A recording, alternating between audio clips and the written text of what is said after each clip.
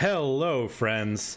Welcome. Here we are. We are into the round of 64 Challengers Cup, ruining everybody's fun versus Welcome to the Dark Side. So these are the teams. Oink. First of all, we've got Just a Random Noob ruining everybody's fun. That is the Chorf team, and I believe it's from Big O4F. This is what it looks like. Obviously being a ball carrier hobgoblin style Chorf team instead of the bull centaur version. Both bull centaurs picked up break, tackle, and block, and other than that we've got the sort of standard 1 season old, haven't happened to roll, or a season or 2 old, haven't happened to roll claw yet Chorfs. Smattering of mighty blow and guard in some order. One of them has happened to roll plus strength, and we got a wrestle dirty player hobgoblin and an extra guard down here in this hobgoblin. And then on the other side, we're going to have Queen Elizabeth from REBBL 4C. So 2 Division 4 teams here. See if we can find it. There it is. It's an 1850 Dark Elf team. So Dark Elves do this. They bloat up, right? Like, when you say, like, 1850, you expect a ton, but there's not really that many skills here. But Dark Elf Blitzers, man. Witch Elf with block, mighty blow, tackle. 4 blitzers. All of them are blodge. One of them is mighty blow tackle, which is a pretty big deal. Maybe not so much in the Chorf matchup, but we can hunt down some goblins with that. Sure hands, which is interesting. You don't always see sure hands on an elf team, but we've got movement and sidestep to go along with that blodge. Super annoying ball carrier. Another movement blitzer and a 3rd movement blitzer, because what do Dark Elves need is 3 movement 8 blodge pieces. Like Freddy Krueger, the fake witch, or the fake war dancer with wrestle, tackle, dodge, leap, and 2 guard elves, which is actually nice. This is a scary Dark Elf team. I really wouldn't want to play that Dark Elf team. It's a pretty terrifying Dark Elf team. Game should be underway now, so let's go see if we can grab that. Nope, not quite. Well, good timing, Steak Mittens. We can hang out for a bit while we get that going. Man, that's a terrifying Dark Elf team, though. Really, really terrifying. The bad news is they're up against Chorfs, so they are going to have a whole lot of tackle to deal with. But against any other team, you probably wouldn't want to bet against the Dark Elves. But the Chorfs are going to have so much tackle. Decent amount of mighty blow to try to chunk through some of that armor 8. The Chorfs are gonna get some inducements, though. It's gonna be like 200 and something to the Chorfs. So the Chorfs do get to obtain a wizard if they'd really like to. Hey, my Numo, and hello, Full Metal. Sorry I didn't acknowledge you in your oink earlier.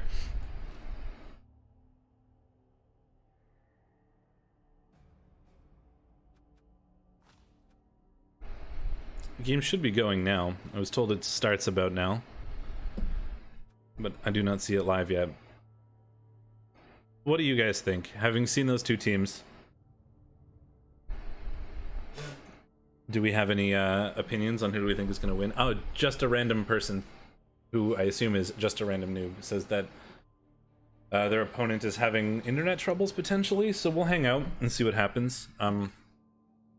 Although if it's like an hour late, I'm probably not going to be able to cast it because I have another game to cast after this one, and I don't know if I can start one and then leave.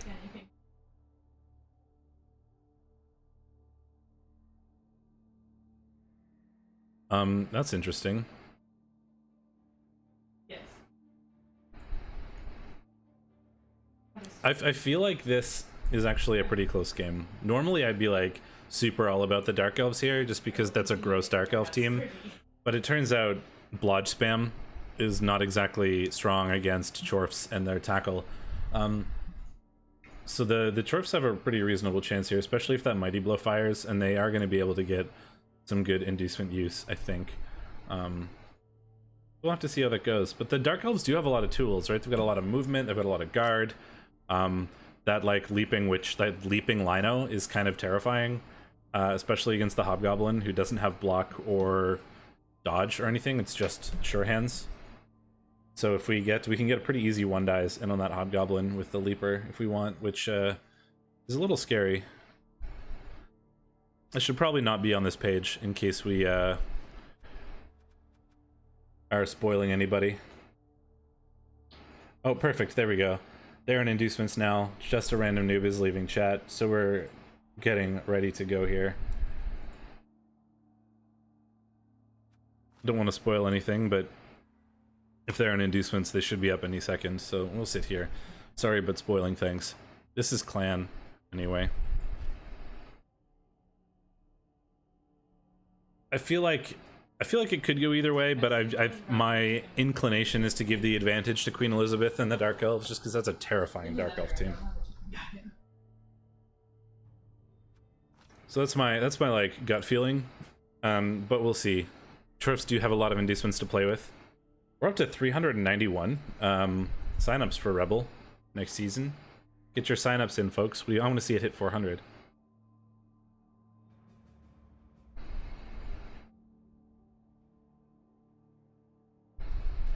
Didn't we have like 500 last season or something? I don't remember the number, but there was a season this season, I think, the one that was after like the Eurogamer article. We had a massive number of people sign up.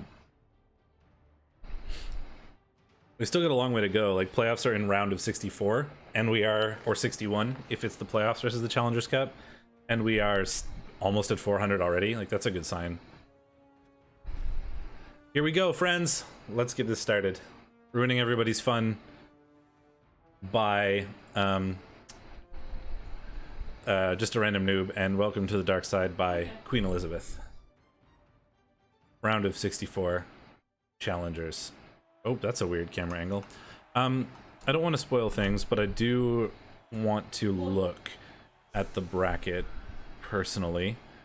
So I think I'm going to do so.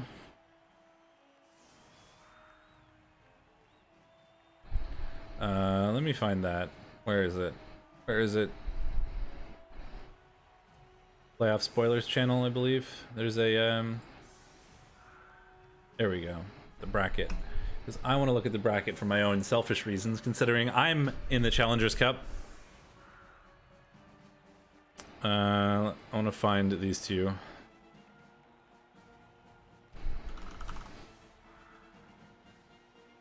It's not in my half of the bracket, so it's not going to be relevant until the finals for me, personally.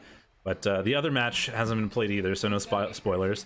The winner of this match, just a random noob, and Queen Elizabeth, will play the winner of a match that hasn't been played yet, which is Spartacus and Aldar.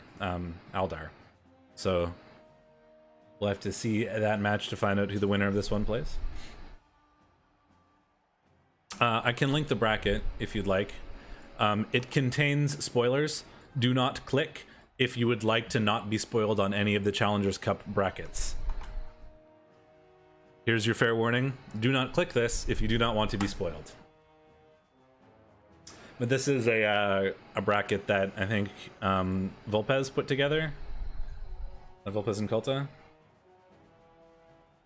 There's also, this is the Challengers Cup one. There's also a playoff one. They're not 1000% accurate, I don't think. Like, for example, it has fiction in there when fiction shouldn't be in there. It should be console of microtransactions. So that is the playoff one, but they're pretty reasonable. Neat to look at. Aldar is playing later today in around an hour and a half. Oh, neat. That's not the one I'm casting, I assume, because I am casting another one later. I'm casting Cheese in the playoffs later. Cheese and Highgate Wardens. Cheese Tactics and Highgate Wardens. Anyway, let's take a look at this game. So we've got the, looks like we got the Chorfs on offense.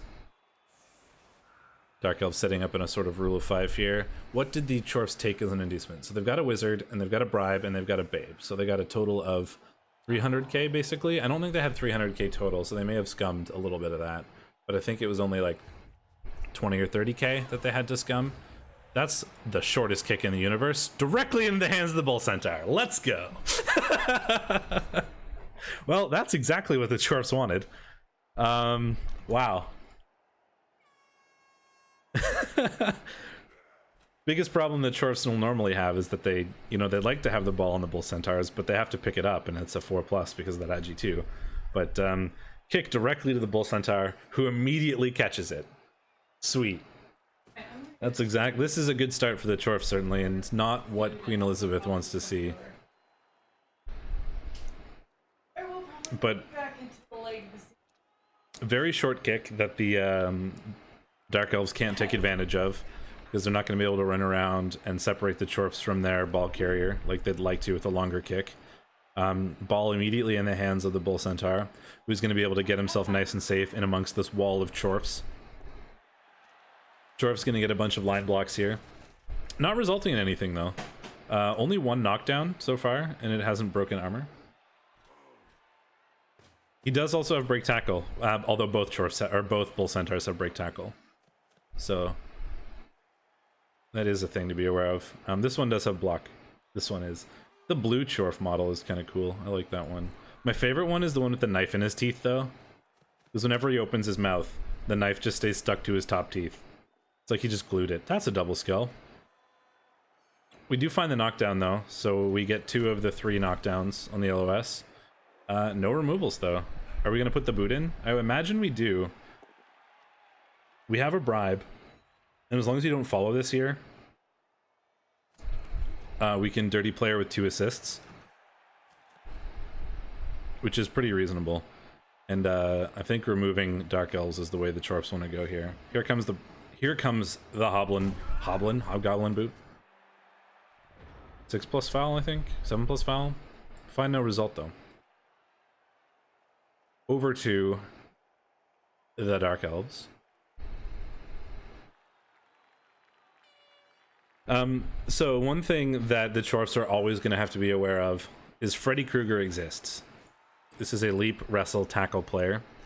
The good news for the Chorfs is that it's on the Bull Centaur, so it's going to be uphill unless we can get guard in and amongst there.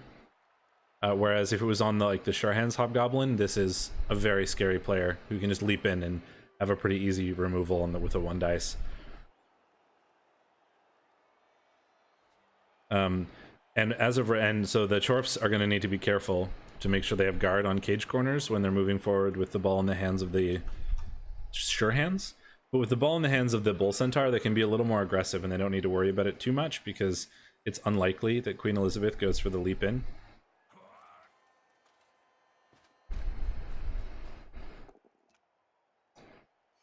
I now have 2 fans being pointed directly at me, which is certainly handy because it is like 30 degrees in Canada, which it shouldn't be allowed to be because I live in Canada, damn it. I live here because it's cold. Why is it so hot?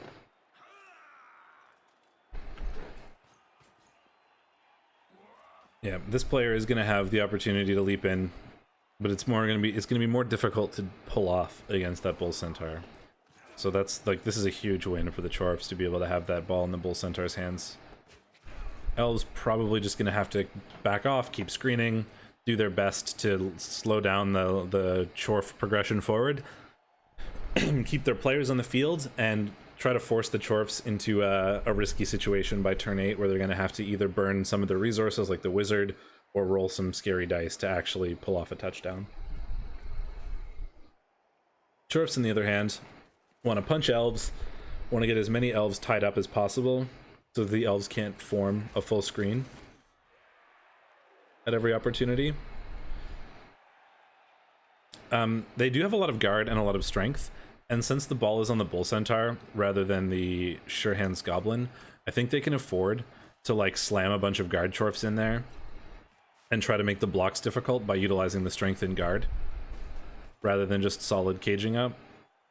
If they had the ball on the Hobgoblin, I would do the double guard cage corner, full cage, move forward 1 square a turn sort of play. But since we have it on the strength 4, we are gonna an uphill is actually pretty likely with wrestle, etc. on somebody without block and all that. So you do still have to be slightly careful, but the 1 square forward a turn play can be pretty difficult if the elves deal with it correctly, where they just keep dodging out everybody every turn and moving back a square and continuing the screen. And eventually the Chorfs will probably be in a position where they're going to have to roll some scary dice to actually pull off a touchdown. Whereas if you start slamming Chorfs in and try to, you don't just slam them in obviously, but you slam them in with the guard and strength in correct places so that the blocks back are difficult. You just make it so that the elves have to roll more dice, they have more players tied up, they're not going to be able to get a full screen forward, so that you don't have to be in that turn 8 situation where you need to roll some dodges basically to score. And you can afford to do that, I think, because you'll be able to have more free players since the ball is on strength 4 rather than on like the Sure Hands Hobgoblin. But perhaps that's just me. Whereas as the elves, your goal here is to keep your elves alive, try to burn as many of the resources from the Chorfs as possible. If we can burn like the Bribe, if we can burn the Wizard, those are all really good results. And see if we can get them to score either on turn 6 so that you can counter score with a 2-turn, or not score at all. But burning as many resources while keeping elves alive is the goal for the elves here, I think. I don't think I've ever watched Queen Elizabeth play before, so I don't know what their playstyle is. But apparently, Incesticide says Queen is not afraid of going all-in basing if necessary. The Chorbs will win all-in basing, though. At least they should, theoretically. And the all-in basing by the Chorfs is more to stop this kind of thing from happening, right? If you could tie up 4 or 5 elves just by having Chorfs in there so the elves have to block or they have to dodge away or whatever, and it's limiting their movement, you can prevent a little bit of screening.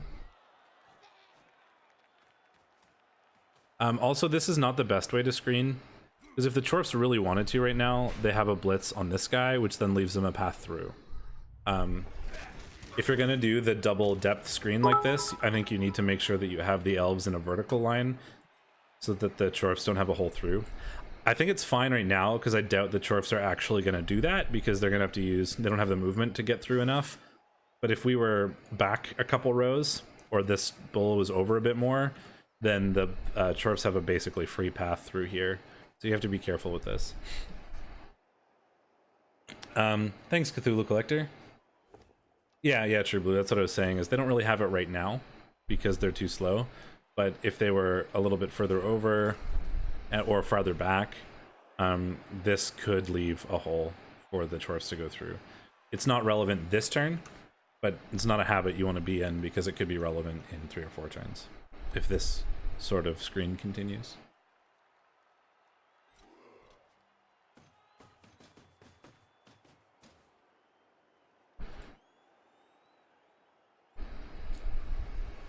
Slow playing with the Chorfs so far. You know, the sort of 1 or 2 squares up a turn type play. Blitz one of the Screen Elves, move your cage up, and blitz one of the Screen Elves, move your cage up, blitz one of the Screen Elves, move your cage up. Kind of the way to do it. It's safe and it's slow. You just have to be careful because there's probably going to be a turn where you're going to need to commit, where you're going to need to roll some scary dice to try to score if the elves do a good job in keeping you slow. I like this here. Blitz one to the screen and try to mark up some elves so that either you get more blocks next turn or they dodge out, and they're not going to be able to make, they're going to have to move back a couple squares to make the screen now rather than just moving back the 1.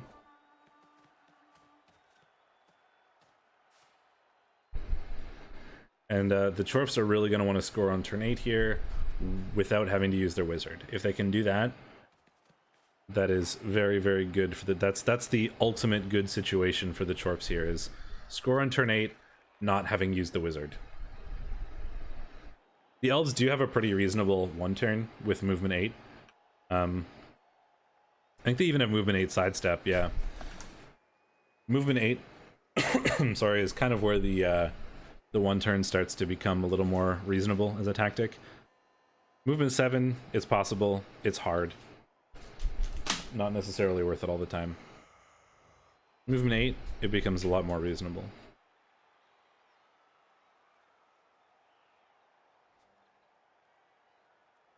Chorf's also doing a good job of staying sort of in the middle of the pitch here. So the elves kind of have to screen off a lot. If the Chorfs were like really far off to one side or the other, you can do the screen just in front, and then the best the Chorfs can do is move sideways because they don't have a whole lot of movement to go forward. But with the Chorfs staying in the middle, the elves have to screen off everywhere, or the Chorfs can kind of do this sort of play, where you go this way, and then this way, and then this way, and then this way, and make more forward progress than just a little bit. Being center is pretty important for the Chorfs here.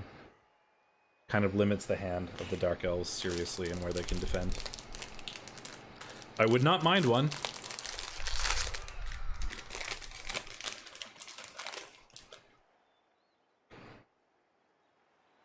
You're welcome to join.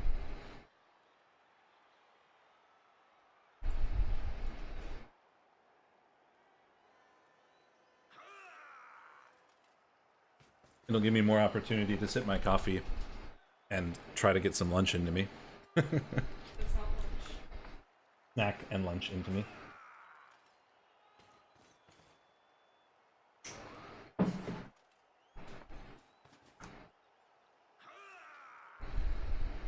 And see, with the several marks here, the elves, while they do get to punch you, that's probably a fine. You have block and armor 9. They're not able to screen up as well as they'd like. So now you'll be able to blitz more important targets, potentially.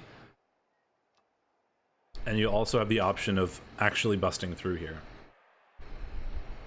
Probably not worth it at this point, but in general, if this was like 2 or 3 turns later and you were further up the field, this type of positioning is the sort of positioning where you blitz this guy and the bull can just go score, right? So I like this sort of play line out of the Chorfs.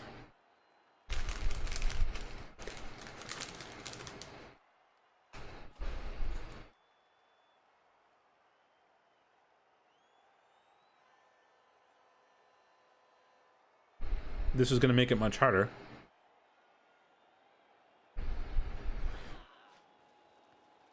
I don't think the Chorfs will go for it, and I don't think they would even if these players weren't here, because it's not going to accomplish much to get further forward right now. But in general, this prevents that, but I don't think the Chorfs would take that opportunity now.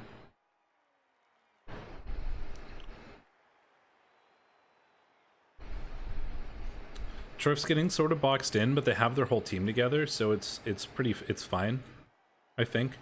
We can blitz one of these elves out of the way and try to keep our cage in the middle. We still have our bribe and dirty player. If we can knock down this blodge piece and then foul the crap out of him and then keep our cage sort of central, I think that's a pretty reasonable line of play for the next term.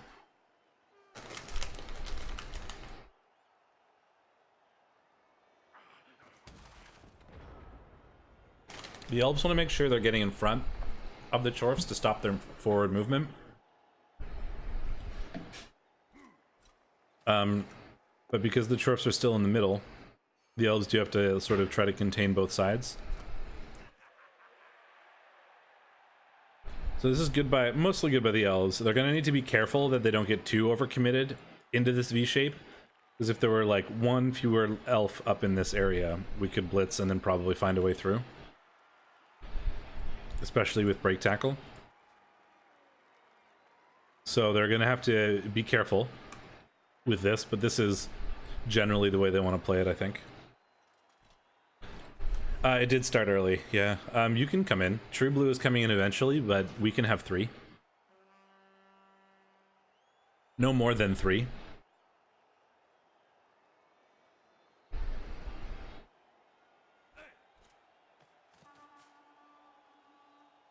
I'm in the expected location.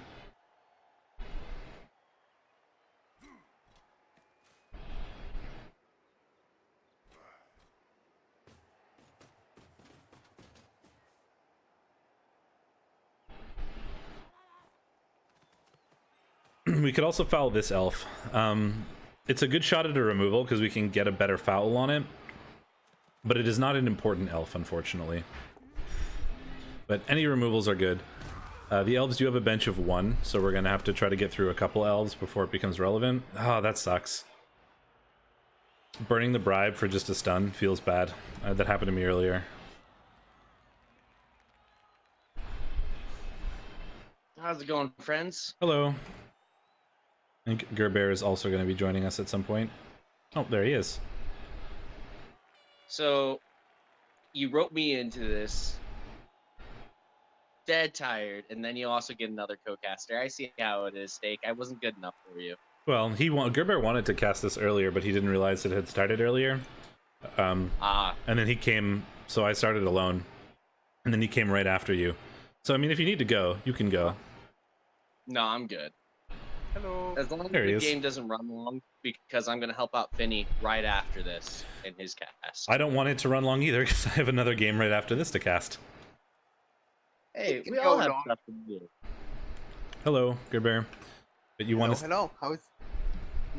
Sorry, Incesticide said we need to have a French and Spanish caster. I'm sorry. The best we have is us. I mean, you have both of them in one. Yeah, we got Care Bear. I mean, I'm from everywhere. If you really think about it. I suppose that's true. Yeah. And I can say like maybe 10 things in Spanish, so I'm good enough in Incesticide. I have a little bit of French because I'm Canadian, but not really a whole lot. Alright, so Steak and I are a little bit of it, and then we have Gare Bear, who's like the entirety of it. That's We're a double good. skull. Oof.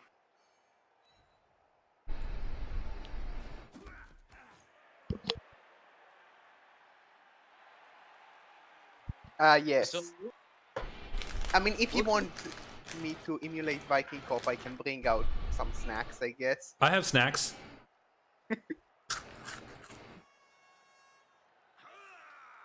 I don't know if that came through, but I tried to make a crunching sound. Was the dwarfs. We're fairly inclusive. I think True Blue is American. I am Canadian, and Gerber is in Israel. Yes.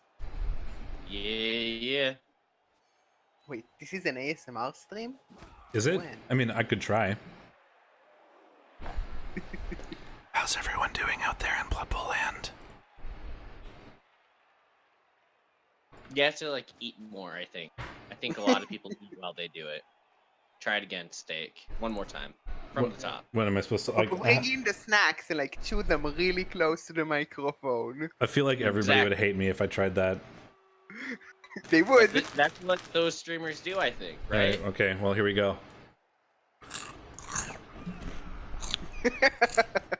You asked for this. This is your fault. Metal is going to be pissed. This is what happens whenever I get on a cast with Once co-casters. again, but make it wetter. Daddy drool. I mean, you're Thanks- better than thanks, Shadora. Dubstep. We are not forcing you to sing. Oh, I mean, I'll sing anyway. That's a thing that I do. See, this is what happens whenever I get co-casters. Like, I talk about the game when it's just me, and then as soon as other people get here, I just stop caring about Blood Bowl and start talking about everything else. I mean, But- the slow was a bit like the turn was slow. Not much going on. This is what Just you keeping the pressure up. this is what you sign up for, though, when you put stake mittens on a cast. This is every cast I ever do, so you're welcome. Some people like it, apparently. Hey, in my defense, I was asking about inducements, okay? Initially, and then I changed it up. Well, the Chorfs have a wizard, a bribe. The bribe is gone now, and a babe. Chores are stupid TV. Yeah, elves, dark elves can like get really expensive really fast when you start like getting blodge spam on everybody. I mean, I mean, when you have like 3 movement and like 4 doubles, yeah, the team is gonna be expensive. that's true. But then you get 4 players. You get dodge, you get sidestep, you get a couple plus movement on those blitzers, and then suddenly your team is 1600 TV, and you're like, what happened? Yeah. Pretty scary team. Yeah, it's a terrifying dark elf team. If it was any team other than like Chorfs or dwarves or somebody with this much tackle, it would be like really, really bad. I mean, like the blodge is annoying, but it's only like 6 blodge. The scary part is all that guard and mighty blow and movement. Only 6 blodge. I mean, I've seen teams with like 9. Only half your team is blodge. I mean, that's not enough. And also, blodge always works, I guess. But yeah, there's a surprising amount of guard and mighty blow and stuff for the elves. There's a mighty blow blitzer, there's a mighty blow witch elf, there's 2 guard line elves. Yeah, it's a pretty terrifying elf team. So Steak, if you want to kick me out for your side piece, Shadora, or is that your main piece? I don't know. You can kick me with Shadora. And up to if you. Shadora wants it. Up to you and up to him. I don't really care either way. I mean, like, if Shadora is here, then I wouldn't be able to spoil stuff. That's true. Well, apparently Shadora is hungover as fuck. So Hey, this is supposed to be family friendly. this isn't Metal Stream. I can do whatever I want. I mean, it's a rebel stream. You should try. That's my one.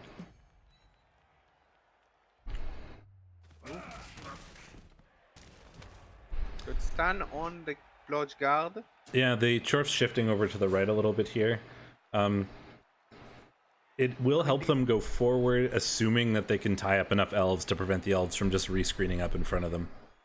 I mean, it's gonna be And tough could to you like go. Please finish out that cage. That's a 69% sack. Yeah, it is on strength 4, but it's no block, no dodge, no sure hands. Not that the sure Yeah, hands part yeah. matters But right now, it but is red dice on the blitz pretty much, so not the best, and there's no real recovery from that direction. I It's a don't bit- behave. Are they baiting the sack? I don't think so. I don't think it's Because a there's very a good movement guy play. like right there, staring them down. Yeah, but it's a red dice. Do you really want to? Like, you're more likely to skull than to knock him down. Yeah. It's not amazing, and it's So not one- like you one in have nine? an amazing recovery. You don't have like an RG5 elf with leap to go in and scoop up the ball. No, I think that while a sack is possible here, I don't think it's the best play for the elves. I think the best thing they can do is take the opportunity that the Chorfs have sort of presented by only moving sideways instead of forward, and, and sort of rescreening up on the right side to slow down the Chorfs more. I mean, they could also go like not blitz the ball, but put a lot of blodgers in on the ball carrier. Do they have and be a... annoying that way. Where's the blodge sidestep guy? He's too far away to get in there easily, isn't he? Yeah. He might be able to do it if you can knock down that mighty blow chop on the middle. Imperium is incredible.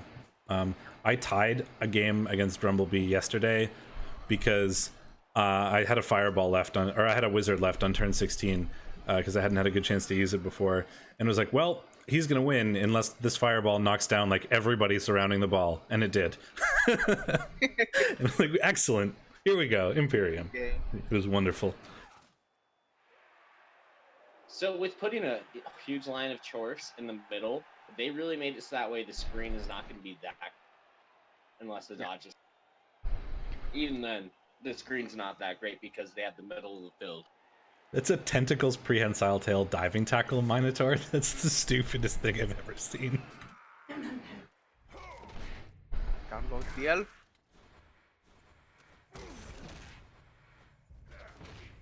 One in 36. Oof. The forward momentum is now a thing.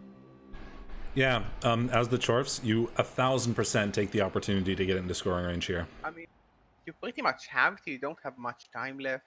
Like, this was a really bad dodge to fail, because if the dodge was good, it would have been really hard to push forward to be in range in time.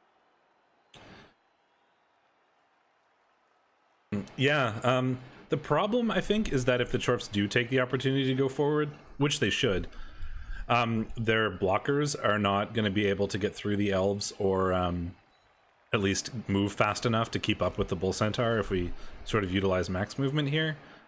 But we really do only need to go, technically, we only need to go forward 4 squares to be in scoring range right now. Yeah, and you can use most of the chops to just base up the elves that are not in the most important positions on the board. Yeah, you can get like adorable sort of out in front of the movement. Dr. Frankenstein Blitzer. You can base up a couple Chorfs with the one that's already moved and the strength guy. And then you have the hobgoblins that can screen a little bit. It's not the safest like cage, but at least it's something. Yep. I'm not sure about blitzing this guy over the movement guy personally, because Yeah. blitzing the movement guy would give you more ground to use, and going back to the center I is think really he was messy. going after the bigger threat to the ball, is what he was thinking there. The leap, I mean, yeah. I mean, that movement guy makes it kind of hard to cage up properly without being at risk of some major basing from sidestep and a bunch of blodge. Yeah, I would love to hit the Witch Elf if we can, because, you know, that's a terrifying witch, but I don't think we had a good option of getting there in range unless you wanted to do it with the Bull Centaur, and that's kind of stupid, in all honesty. I'd love to hit that witch, but I don't think that's going to happen anytime soon. Armor 7 is such a tempting target. There's nothing but practical snow, and I want to see both sides die, because Chorfs and Dark Elves both deserve to die. I mean, technically, they're both playoff or Challengers Cup competitors of me, although they're in the opposite side of the bracket, so I won't see either one of these teams until the finals. So it's probably not something for me to really worry about. Is he going to go to the center? That seems quite brave. Yeah. Well, you can. I guess you can be safer in the center because that's where all your Chorfs are, but you're not going to be able to have as much space to go forward. I mean, the big issue is right now this like Guard Mighty Blow Chorf standing next to the Strength Up is a free 2 dice. Yeah. With the movement blitzer, and that's gonna be a huge gap because there's no real way to cover it up, especially with the other guard guy on the floor. Oh, right up here. Yes. I couldn't find the Chorf you were talking about. Yeah, the Chorf next to the Strength 4. So, like, if you go anywhere in the center, it's a bit messy because there will be a very likely gap. Don't hit witches. They're a historically marginalized community. Like, well, accurate. That's not what I'm. That's not what I mean. Oh dear. Well, Looks like we're wrapping all the way around to the left side, so we're essentially having a double screen. That's still risky. Yeah, and I think it's less risky than going into the middle. I think that's true. Yeah. And it's hard for the Dark Elves to get in front, and that's why I didn't necessarily love hitting the movement up blitzer, just because it's very easy for the Dark Elves to screen in front of the Yeah, but Chorfs with again. 2 turns left, the game plan is just base everything for that turn while going forward, and the elves kind of have to screen you in front, and then you can go back to the center, and it's really tough to surround go. the center. I was gonna say, if we wanted to get into a good position, though, we needed to use all 3 GFIs. We made all 3 of them, but like if we didn't do all 3, it wasn't a great spot, really. I mean, the big issue right now is the Mighty Blow tackle blitzer can just reach the ball, and even a push pushes him into quite an awkward spot. Completely off. Yeah, 1, 2, 3, 4, 5, 6, 7. Two GFIs for an uphill with the Mighty Blow Tackler. Yeah, not bad. Oh, that GFI was important. It was, yeah, definitely worth a reroll. But still, there is a rookie lineman from the back for the Dark Elves ready to stand up to mark the ball at least. Yeah. He just needs to find a path to get someone else in there. It's not impossible. Could chain push someone. If he blitzes, like the Chorf with Mighty Blow after a 3+ dodge, he can chain push the movement into position, and he could have gotten a 1 dice that way with 2 GFIs from that lineman that just moved. Could have been some dice, but doable. Yeah, 1 3+ dodge, and then here we can chain push the movement piece into here. Then you'd have to take away the goblin assists, but we can do that with the other linemen on the floor. I mean, you had to, like, the guard marking both hobgoblins, and the other lineman, like Hades, that moved could have been the assist, and it would have been quite a nice 1 dice, because the Chorfs are really not happy to pick up the ball again. That's true. This late into the half, you don't want to mess a ball pickup. No. I think dancers should be Apache attack helicopters in Blood Bowl 3. That seems fair, really. Also, I'm generally muting myself when I cough, so it's not going through to the stream, but you guys are going to hear it because of Discord. Don't worry about that. No, there was that play, Shadow. It was quite nice, but it's too late now to pull it off. Because he did move some players. It wasn't the best because the 3+ was from tackle, sadly. And the 2+ also without an inbuilt reroll, but I think it's better than they should have been dealt. Yeah, because the other play is put players in front of the ball, and you're not going to have enough elves to easily make that difficult for the Chorfs to get through, especially if they're willing to use their wizard. I mean, Um, you could do some nasty stuff. You could use the Blodge Guard to blitz from the floor to free himself up and maybe get a hit on the Block Bull Centaur after some GFIs from the Witch, and then you have a decent amount of elves in front. But Break Tackle might allow a repositioning to the center quite effectively. yeah. Break tackle is going to be a big deal here, especially since they also have a wizard available. If they really want to use like a lightning bolt to get one of the elves out of the way, it's going to be really hard to actually screen up enough to get the bull centaur like really defended well against. There's the blitz on the Chorf. Do find a knockdown. Not following and then marking up the bull so that we're going to be able to get a block from the Blodge blitzer here. Yeah, I think it would have been worth it to double GFI here with the Witch to mark that, just to make it a 2 dice. I think so too. Probably wouldn't have had to use the reroll. Yeah, like especially if you're willing to reroll a both down to get it, I think the 2 GFIs is way worth it. Because that would also put the Witch in a nicer, more aggressive position. Yep. I think I agree with you. But yeah, there is Lodge sidestep on the ball. But it might be too late.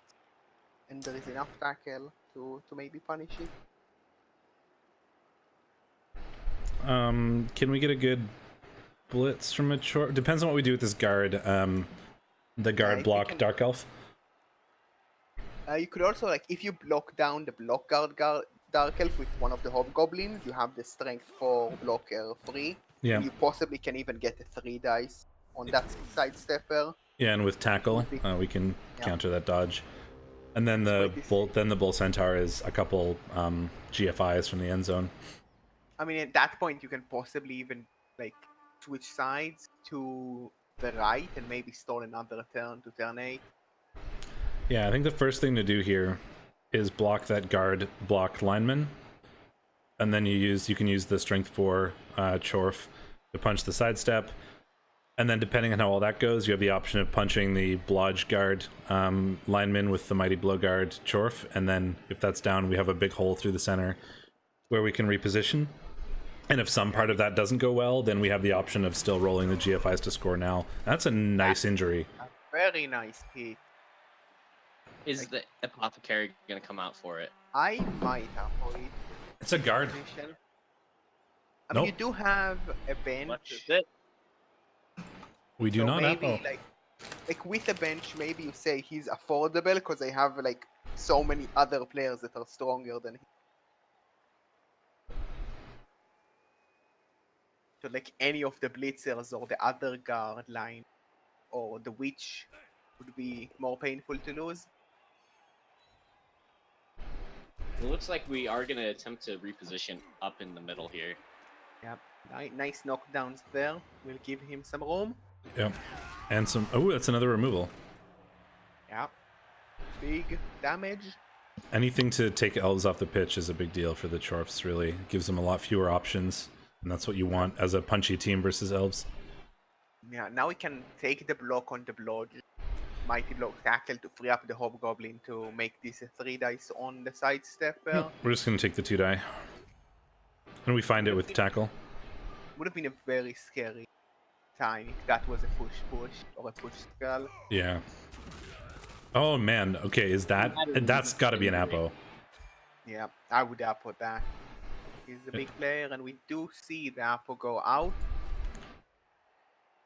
Yep. That's going to make this half, or this last few turns quite a bit easier for the Chorfs. They're going to be able to stall till next turn, and very likely pull off the score on turn 8, and probably without even having to use the wizard, which is a pretty. That's exactly how the Chorfs wanted this half to go. I mean, the only way this half could really be better is if they injured all 11 elves. That's asking for a lot. It really is, but I mean, scoring on turn 8, going into the second half 1-0, with your wizard still intact, and getting 1, probably 2 removals. That's pretty much the best you can ask for as the Chorfs in this situation. I think I take the bull. Yeah, keep him there. Ooh. I'm just gonna try another block, I guess, with the bull. They were hitting the other guy. I'm not sure Oh, don't about put your freeing move, up stop this. pushing down. Surely that would enable like that free player and the witch elf to just go around and maybe get a one dice on the ball. And if he gets a knockdown, this is Yeah. incredibly spooky. Because like if the ball is dropped, no one is there to pick it up. You are surrounded by stupid shops. These are important. That will help. That helps a lot. One more GF, fairly Yeah. safe. Those GFIs were terrifying, but they were necessary. Yep. Down goes the other hobgoblin. Yeah, probably not. The reroll isn't really needed there, but you have 2 rerolls in 2 turns, so you might as well use it just to try to get yourself in a better spot. Well, Can the elves do much here? With a lot of dice, but I mean that is always the answer in Blood Bowl. I mean the witch elf could do like 4 2+s and 1 3 and a couple of 3+ dodges to maybe get red dice on the ball. Well, never mind. I mean, you're quite happy to just keep your reroll in hand and threaten a 1 turn here at least, because the chops are I think that's the No. play. carrying enough stand firm. It'd be pretty difficult to actually stop the score here, so I don't think it's worth dedicating the reroll to. I like what you said, which is keeping the reroll and using it to maybe attempt a 1 turn. I would have maybe liked to move away your witch, dodge it out first just to have it a Safe? bit safer. Yeah. It's hard when you are planning on using that player as the blitz option. Though. That's true. You can't save it and then also just be like, okay, if this doesn't work, I'm obviously not going to throw a reroll at it. So you're damned if you do, damned if you don't. I mean, it's better to go down to the floor than to get hit by Mighty Blow for mature. The floor doesn't have Mighty Blow. Yeah, the floor doesn't have Mighty Blow, but then if you go down to the floor, then you don't have a potential sack, which it looks like Queen Elizabeth was going. 3 dying the witch on armor 7 is pretty terrifying, and this is Mighty Blow. No Apple left. All good. Oh, armor 7, best armor. It really is. In my experience, armor 7 is better than every other armor. I know that for a fact, Steak. How much you tilted when you played my Norse in the World Cup qualifier. Oh, man, Wink, every wink. time I play anything with armor 7, I'm like, sweet, I'll just punch it. And then nothing ever breaks. And then I play armor 9 and it breaks like nobody's business. And I'm like, excellent. Like, look at my Rebel record this season. I won every single match that was a bash matchup. Like I beat lizards, except for I lost 1 bash matchup, but I won every bash matchup but 1, and I lost all of the Agi matchups. I mean, the thing with Agi Like is when Nurgle are really good against bash teams. It's true, and my team is built Like- for countering bash teams as well. it's like Nurgle really don't like to be outsped by like 6 movement points. No, they do not. Are we just... So we are gonna see some sort of anti-1 turn setup. I do like those. How much is it going to commit and how good is it going to be? Because there's a lot of guard from the elves. I mean, there is 1 guard, but that's usually enough to make stopping a score quite difficult. At least without good usage of stand firm. Yeah. Although the movement 8 sidestep piece is a pretty serious 1-turn threat. Yeah, quite scary. I mean, if you don't set up properly, he might be able to really capitalize on both of those. Yeah, And we'll just see. Not That only seems- avoid pushes, like take less pushes than he usually would need to, but also he has movement 8, so it's a lot easier.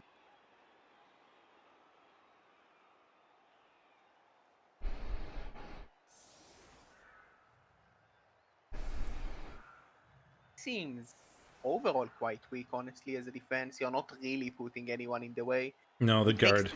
None of the bulls don't have guards, so they don't actually stop any sort of pushes here. Yeah, and like they don't even have like tackle.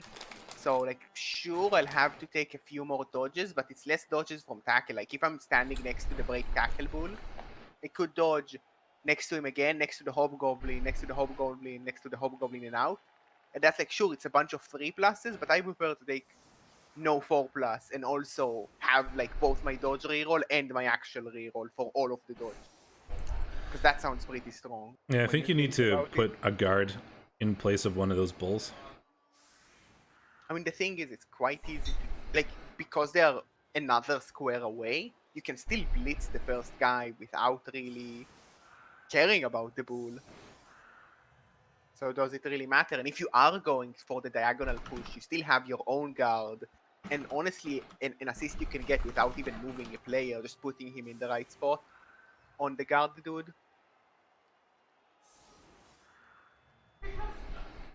Doing the classic line. Oh, I like putting the stand firm there, forcing the hit on the strength 4.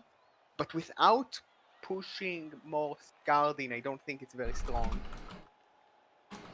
Because right now, I mean, it's still strong enough because there's how much guard? Only one guard on the Dark Elves because the Yeah, other but one amount. if you blitz him from the side, and you have guard and the dude who's standing like Lord Voldemort, movement 8 sidestep, like that's a 2 dice. And after that, you're gonna have like 3-4 assists for every block. It's non-issue.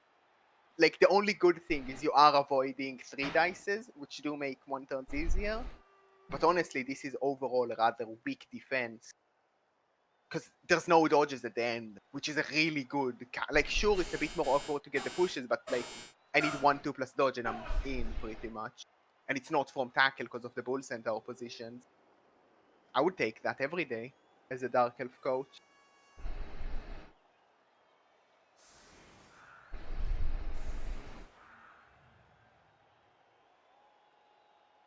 A lot of deliberation about how we set up this one turn defense. Yeah. My favorite one turn defenses are Nurgle one turn defenses, where it's just like, cool, have foul appearance, have disturbing And then presence, it's a enjoy. touchback and you cry. Yeah. Like, oh, you cannot catch. Well, touchback. Oh. Oh. Yeah, that's generally my reaction to a lot of things. Oh. He started to fix it. That's a bit better.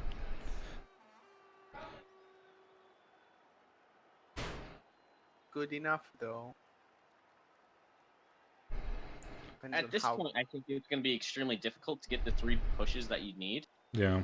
I mean, the counter issue with this position, especially with how it's set up, you could use a witch for the blitz, and then do the first push on like the rookie Chorf on the left here, and use him to do the whole chain pushing. And because we have sidestep, like despite the awkward angle, like sure the first one will not push anyone, but the second one will be a sidestep, so it's still a square forward. So you're actually not really forcing yourself into more blocks, and you're getting possibly an easier route, and once again you're not forcing any dodges at all at the end. Yeah, we can It's quite use difficult. we can use the witch here to push this rookie Chorf, like Gerber was saying, in with the frenzy. Just trying to You, like frenzy him next to the 2 movement 8 guys, and then like, well, they have sidestep, you can push it into like the sure hands right now. He goes forward, and then it's pretty much straight up normal 1 turn yeah. thingy, but there's no one in your path at all.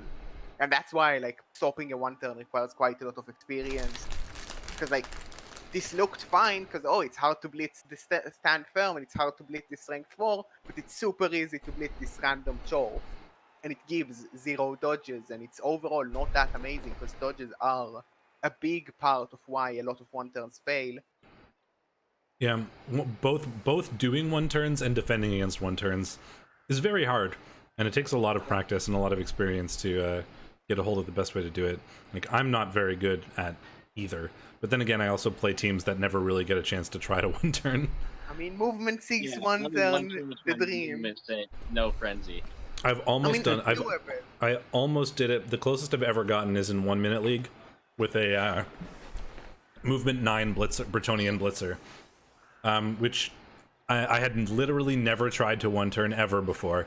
In 1 minute league, where you have 1 minute to do it, and I was like, how do we do this? And then tried, and we got all the pushes and stuff, and we just failed the dodge at the end, sadly, because my opponent did the like sort of backfield defense. It was the closest I've ever gotten. My I hardest had 1 turn one I turn actually before, made, and it was glorious. like the hardest 1 turn I actually made was an only line rat team that 1 turned, and it was very silly, and only movement 7, no frenzy, not anything really, just casual rat nonsense without the gutter runners. I accidentally just pressed the hotkey to switch camera modes, so I had to switch that back really quickly. I mean, you can. It's C, isn't it? You can click it a bunch. I forgot what the You go key. into I didn't know what the key was, so I just. go into free camera mode and look at like. That's how I very weird generally things always on the play. feed. Is free camera mode. I've never managed to throw teammate touchdown either, despite playing a boatload of stunties and like all of the one turn or the 1 day tournaments and stuff. It always fails. Every time I try, it fails. That's really sad. It's not too hard to No, do it. it's not, but it fails every time I try it because, it's me. Every time I try it, I make it the usually landing. playing some sort of goblins, and then the troll's just like, I'm super hungry. And my team is just like, okay, I'm just going to die here. Thanks. I mean, goblins are the worst Yeah. at one turning because the trolls are a lot less reliable compared to ogres that can reroll, or trees that don't even have like a proper nega trait. And they have strong arm. Yep. Trees are the best way to do it. And in Imperium, I have I'm playing Violence Together a lot, so I have a Croxagore, but Croxagores can't throw things, which is very annoying. Like, I have a bunch of goblins and a Croxagore. I'm like, God damn it, I really just want to throw one of these goblins. Croxagore's a big guy, why can't I throw stuff? I mean, the thing is, it's weird to give him a skill he would never be able to use. Yeah, because I he's know. on Kislev, and it would be funny to throw Kislev, but that would be honestly weird. And he's on Lizards, and you don't want Flying Skink. No, because you'd have to give No him throw teammate, and you don't want to give Skanks the right stuff. Yeah. So Like, it would that be would be weird, but scary. it's Like, very being annoying. able to throw Skinks would mean you could one turn from like your own end zone. Yeah. Just because, like, oh, I'm fast enough. I'm a skink. That would be awful, and I don't think that should exist. But I really want the Croxagore to have throw teammate, specifically for my case where I'm playing mixed team Violence Together, where I can throw goblins with the Croxagore, but I'm not allowed to. Damn it, ruining my Or fun. you just give Skinks right stuff and make it so that way the Croxagore just can never throw them. But if you're playing a mixed team, they can. I don't want to. No, Skinks with the right stuff would be terrible. They're terrifying. It would be, but I think it'd be so terrifying. It'd be. This setup And that's to what chat, it really needs to be I Imperium. think the plan for this setup is you blitz the guard Mighty Blow Chof on the side, you push him next to the Strength 4, you then fill the gap, and then you can push onto your movement 8, go out, and then pretty much it's like a basic one turn. You should be able to figure it out from there. I'm sure you're smart enough, chat. I'm like- not. I'm sure you're not smart enough, Steak Mittens. That's accurate. Man, I don't know how to play But Blood yeah. Bowl. Don't listen to anything I Well- ever say.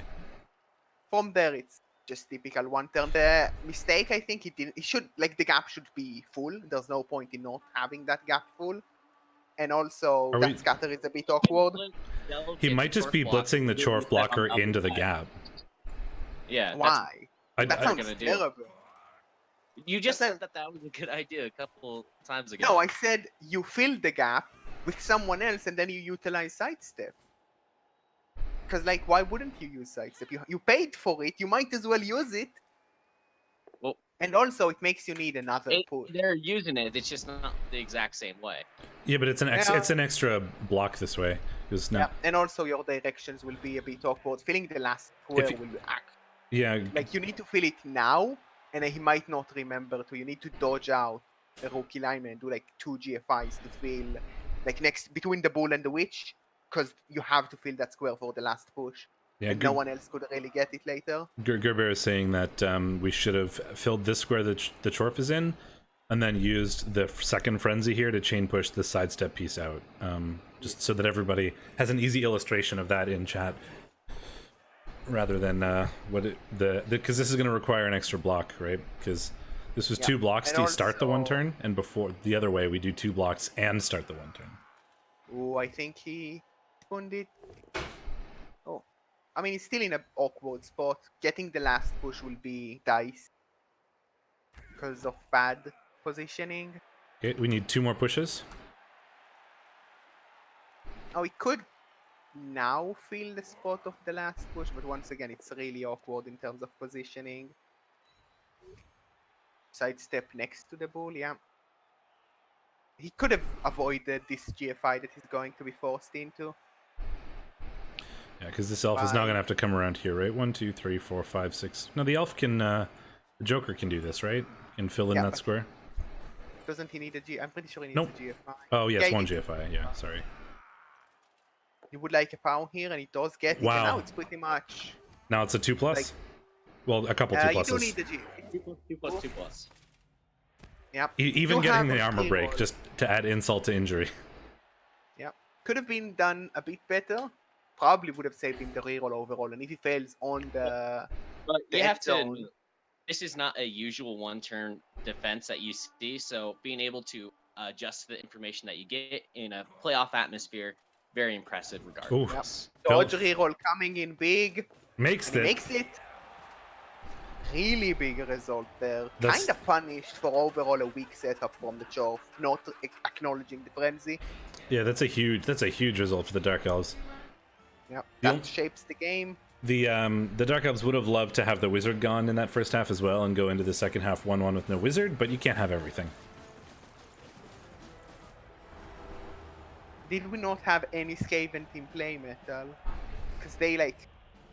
Oh, it wasn't a Nati. I mean, there are different Nati one-turners. I've seen Wood Elves. And I've seen High Elves. I like the high elf one turn natural one turner, is it's a catcher with strength 3, which is pretty Yep. incredible for a natural one turner is the strength 3, so I mean, you can blitz he's your way also through at the like end. actually like useful because you can throw like frenzy on him, and he's the scariest surfer in the universe. Yes, strength 3. Like, I can surf you from the other side of the pitch. The reason why high elves are like one of the main reasons why high elves are so good at like later TVs is because of the catchers. Movement 8, strength 3 is ridiculous. It's 2 movement up, so you get a natural one turner that can blitz his way through at the end. You can have ridiculous movement 8, strength 3 like wrestle tackle sackers. You can have frenzying from the center of the pitch to surf people. You get so many options with high elf catchers. I mean, pro elf catchers are better, but high elves are cool. Oh, I've been brought beer. Excellent. Important. Chav, I just have to say, there was one thing wrong with your naming scheme last season, and that's pineapple on pizza is amazing. It is. It's so good. Okay, but people do it wrong, right? Like, people are like, pineapple on pizza, that's so gross. But you're not considering the whole pizza, right? If your pizza was tomato sauce on pineapple, yeah, that's terrible. But if you need like a salt, right? It's like the salt and sweet and acid together. You need like bacon or ham or like some sort of like salty processed meat, right? And it's Weird. really good. The thing that's on pizza. You need some sort of like salty counterpoint to the pineapple, and then it's incredible. But Well, I found a way to tell real metal and fake metal apart because real metal likes pineapple. Fake metal doesn't like pineapple. L, you're just wrong. yeah, you guys are all wrong. This is my channel, so I'm right. That's Steak, how it we works. can be best friends forever. Good. And then we'll just order pineapple pizzas. And call it Perfect. good. I love pineapple on pizza, so we'll just order it, and I'll eat it all, and none of you can have any, and you won't steal it from me. No, wait.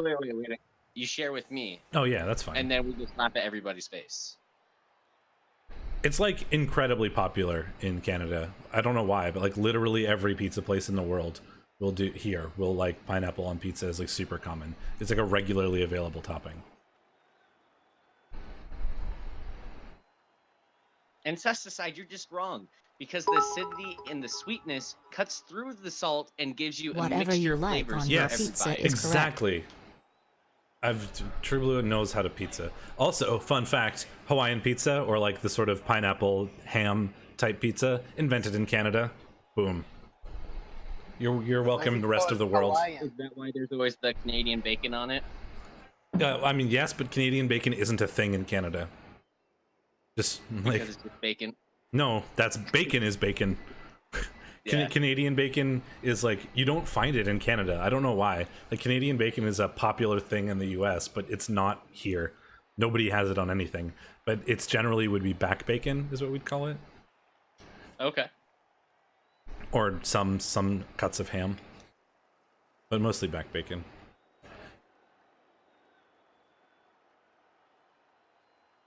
Thanks, Incesticide, Cthulhu Collector. It's not a monstrosity. It's amazing. No, it's amazing. I mean, some monstrosities are amazing. I'm also a big fan of Canadian, like the sort of Canadian pizza that some places here will do, which is like they make the tomato sauce sweeter than normal, and then it's like mushrooms and bacon. Super good. In the sauce or whatever. No, the sauce is just made really sweet instead of not. Okay. Like instead of the standard like marinara, they add a bunch of sweetness to it, and then the toppings are like cheese, some sort of ham product, generally bacon or ham, and then mushrooms. You say mushrooms and I'm sold. Oh, it's so good. Can we stop talking about pizza? No, I want pizza now. Bitch, you leave No, me. I'm hungry. I have not had lunch yet. Go eat. No. I mean, this is Muscle blood Captain Games. Margarita pizzas are also good. Yeah, margarita pizza, pretty good. Although now that my stays is in the best part of the world,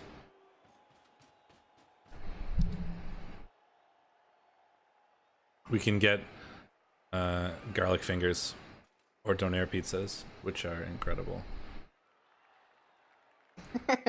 Oh, do talk about food more, because Metal is hungry. You can keep on talking about pizza. I'll I allow was gonna it. keep on doing it regardless. Yeah, but now I'm gonna encourage it. Some part of the problem. Man, I want garlic fingers now. Oh, mighty blow. That's. Get to KO. That's huge.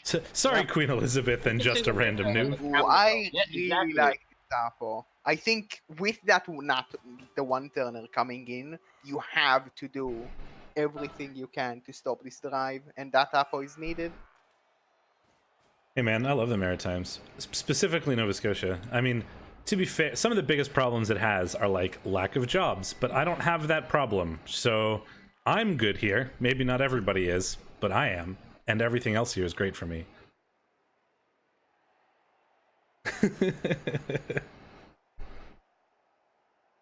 Turns out it's good for me, and I like it here, so I'll stay here. I mean, that's nice, I guess, for you. I mean, it is. Yes, steak privilege. Come on now. I fully acknowledge my large amounts of privilege. However, I'm also not going to deny the fact that it's kind of nice. One is KO'd. Big one. Right back at the elves. You can keep on talking. I'm just gonna talk on top of you because the game is important. That's true. I'm sorry to just Random Noob and Queen Elizabeth for talking about pizza for the first entire turn of have to. It was just a halftime show. That's all it was. It's I fine. mean, we had like a very intensive turn for that one turner because it was a somewhat we complex one gave turner. it justice when it happened, but we were also talking about pizza when we had the opportunity during halftime. I don't mind it. Be careful. I thought we did it at the right time today. I mean, if it was up to me, I would probably spend an entire cast talking about other things just with the game in the background, and I've done that before because that's how my casts tend to go. So a bit like Crusader, but without a lot of cursing. Slightly less vulgar and much less Australian. Yeah. I mean, it doesn't get much less Australian than Canadian, does it? Pretty opposite side of the world, yeah. Scheduling with Big O people is very difficult. It's quite literally 12 hours apart. It's like actually the worst. If it was more apart, then at least you can kind of get the like morning evening sort of play. But Yeah, like I play in the morning and it's like the evening for you, the Yeah. day before or something, but but it's not big enough. yeah, because the gap isn't big enough. It's like quite literally 12 hours. So it's like, cool, you want to play your evening? Well, that's 6 a.m. my time, and that's kind of unreasonable. Like, or we'll play my evening, 9. Not like the only real time is sort of like 9 a.m., 9 p.m. Other than that, it's kind of too early or too late for someone. Yeah. That's easily the best time for me. But almost any other time just doesn't work when I'm trying to play 12 hours apart. I cannot do 6 a.m. I had a game with someone in that time zone earlier today, And I had to set an alarm to get up for it, because otherwise I probably would have missed it. Like, Right.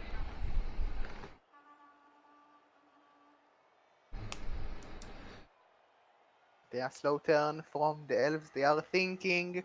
I'm not sure what they are thinking, but they are thinking.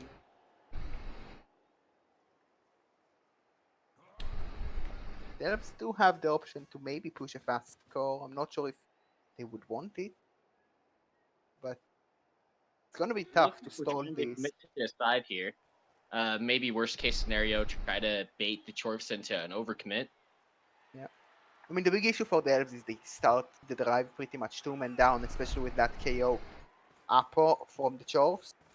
So maybe you do want to score quickly, both to avoid the scary wizard, and the bigger thing is get a chance to get one of those KOs back and even the playing field a bit. And also, if you score now, it's always going to overtime, or you win before overtime, and both are good.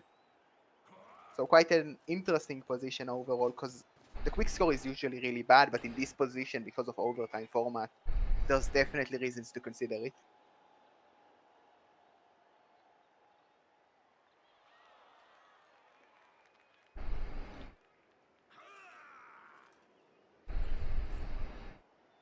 I mean, Mr. Casey, it probably is healthy to just consistently wake up and go to sleep around the same time every day, because that way you don't ruin your sleep schedule ever. I generally do that. It just turns out that I live really close to work, so I don't have to get up very early for it. So I tend to sleep the same amount on the weekends, which is normally till about 8 a.m.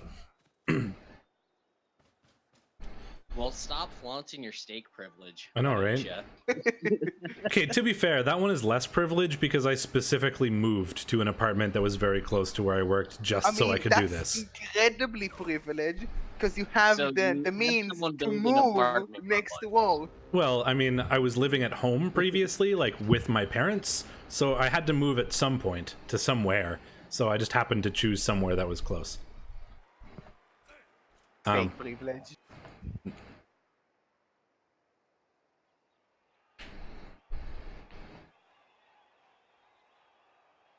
I mean, it's kind of hard to say I live in an apartment is like a massive amounts of privilege. Yes, I recognize there are some homeless people and stuff. live in the street, or in like, I don't know, like weird shared apartment.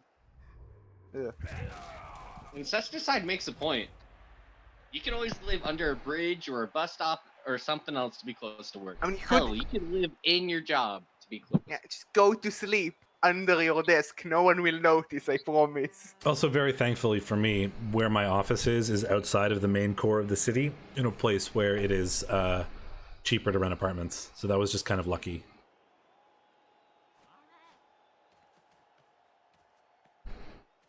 Yeah, making good decisions is what gets you privilege. Fair. I agree with that. Although if I recall correctly, the people that opened this office wanted it specifically to be outside of the city so they wouldn't have to drive into the city, because traffic here is weird in the mornings. It's not bad because it's not a big city, but there are pretty limited numbers of routes into the city, so it can be kind of annoying to drive in and at like the sort of standard 9 a.m. rush hour time. It depends on where you are too. My stays, like, I'm outside of the city a little bit. I'm like still in the city, but it's in like the suburby sort of outskirts rather than downtown. And like the downtown waterfront sort of apartments are ridiculous. You can get the same sort of apartment for like half price if you just move like 15-20 minutes away from downtown to like the outskirts of the city, is where I am. Ooh, dirty player coming in clutch. But then again, also Another elf out. compared to Toronto, it's nothing, no matter where you are.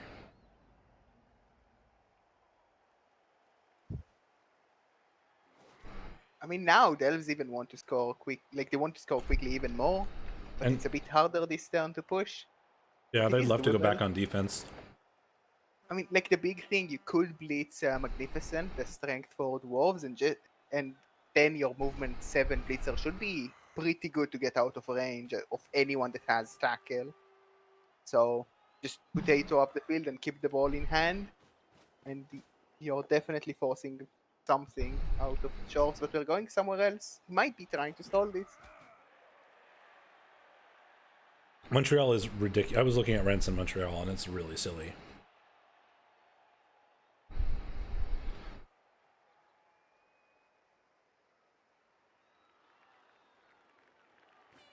Fun fact, I got a job opening advertised to me at the same company that Shadora works for, which is in Montreal.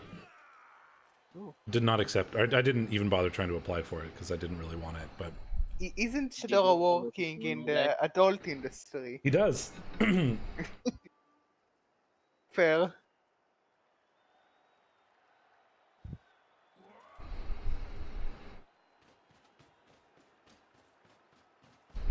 Ooh, falling back. That seems a bit dicey. Yeah, especially when you want to kind of score early. I mean, he might be going for a slower score. I don't think it's a bad play, but you're 3 men down. You have to consider the fact that if you lose like 2 more players, you might not be able to score at all. And there is a wizard in play. I think that's why they're not being super progressive, is because the wizard isn't. I mean, my logic was he could have blitzed that strength 4 blocker, and then the movement 8 blitzer could just move forward without anyone with tackle threatening him, and he would be a very scary scoring threat. So you could go for the pass next turn if you feel like it, but you could also not go for it if they overcommit like crazy. And like you're not gonna wizard a lonely scoring threat that doesn't even have the ball. That's amazing for the elves. So it's a win-win-win. Public transport in both of those places is better than Halifax. However.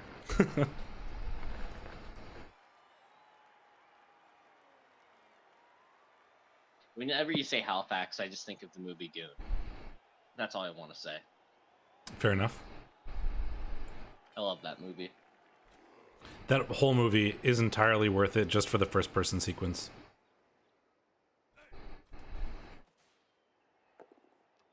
So yeah, the Chops did get a lot of time to actually reposition after quite a greedy foul. They did commit like 5 players on one dude, and now they can go back and actually put a defense.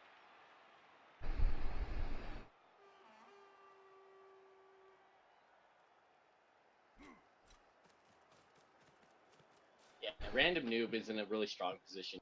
Yeah. Just being up man against Dark Elves when they're on offense and that's their weaker portion of the game.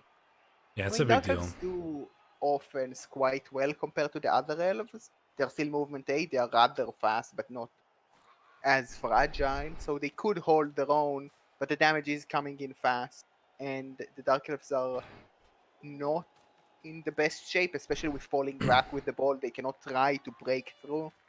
So Yeah, the Chovs can go quite heavy on the basing without any punish here. I think I would have liked the Dark Elves just moving like more to the other side. Like moving back like this means the Chorfs are doing exactly what they're doing now, which is just sort of repositioning towards the middle and pushing forward. Whereas if the Dark Elves had like sort of moved to the left and then screened off some, the Chorfs are on the opposite side of the pitch than them. It does mean that you're probably scoring faster as the Dark Elves, but that's not terrible. But this situation means the Chorfs are just going to push forward and slam into you, and you've now just lost progress, and you're not going to make any further progression forward. Yep. I would possibly like to see a safety Chov here, because not having a tackler in the back is not ideal. You do have wrestle, but you would prefer tackle for the chance of damage. And also tackle is better if you're just basing and not committing your blitz. I think I would have liked, while the early score is a little terrifying because the wizard is still around, I think it would have been better for the elves here. Like we said, they'd rather be on defense. It gives them a chance to get their KOs back.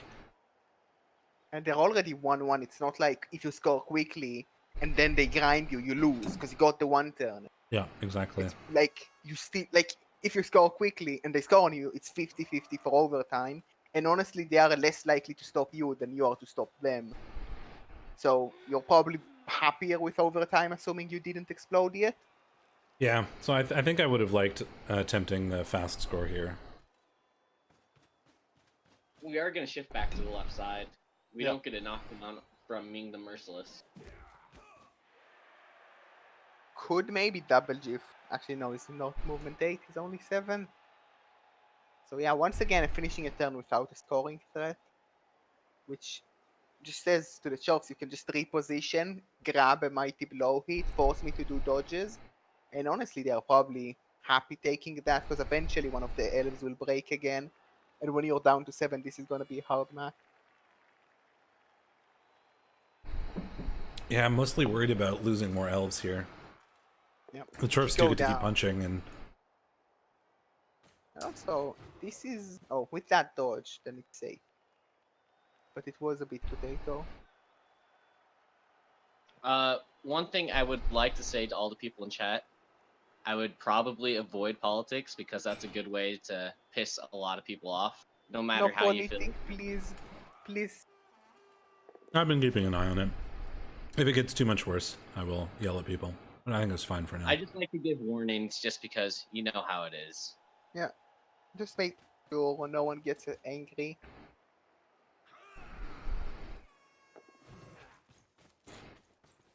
Yeah. No politics, please, Arino. I have enough of that in my life. I don't need more. Let's not open that can of worms. Yep.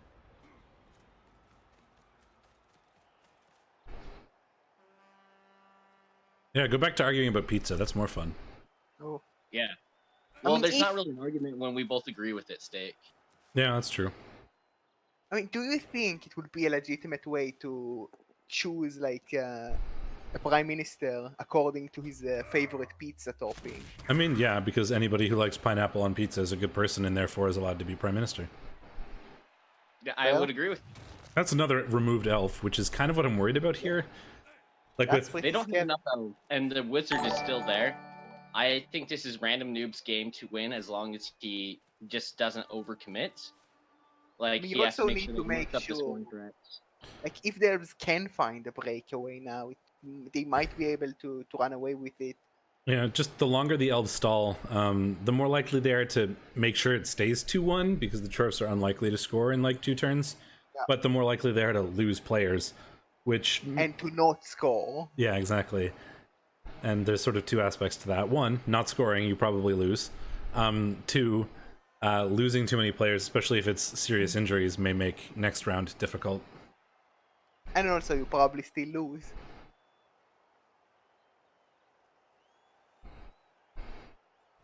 I would like to see at least one of the hobgoblins stopping the sideline here, because right now the elves are fast enough to go through and form some sort of a cage, and there is a wizard, but the wizard isn't good enough if it's gonna There's be. also 2 safety Chorfs, so we're not really too scared about that. I don't know. I would What's be better scared than a about safety it. Chorf? 2 of them. I mean, a safety chorf in paint is probably better than 2 safety chorfs in actual Blood Bowl 2. As in terms of how many playoff games we have today, a lot. Not enough. They're Need more. starting in about 7 minutes on Gunnerside's channel. There's Kingslayers versus Smart Models in the Challengers Cup. After this game, I'm going to be casting Playoffs, Cheese Tactics Mark II, and Highgate Wardens. In about an hour, we've got the Inglorious Bastards versus the All-Stars of Chaos on Finn's channel. There's a Challengers Cup, Marvelous Mutants versus Big Maz Blitzers at the same time on Sir Kodiak's channel. There's a playoff Foul Targets versus Rebel Brutalia on Rex Longbone's channel in 2 hours. At the same time, there is Sacrifice the Ninth versus Greenskin Brawlers in playoffs on Superfed's channel. And then after that, there's a Challengers Cup match of Bonefighter Boo versus the Forsaken Awoken on L's channel.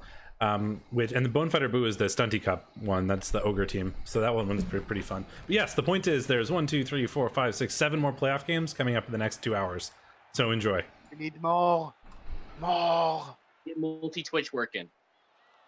No, do a massive Khadgar, because Khadgar has a slightly better layout for chat.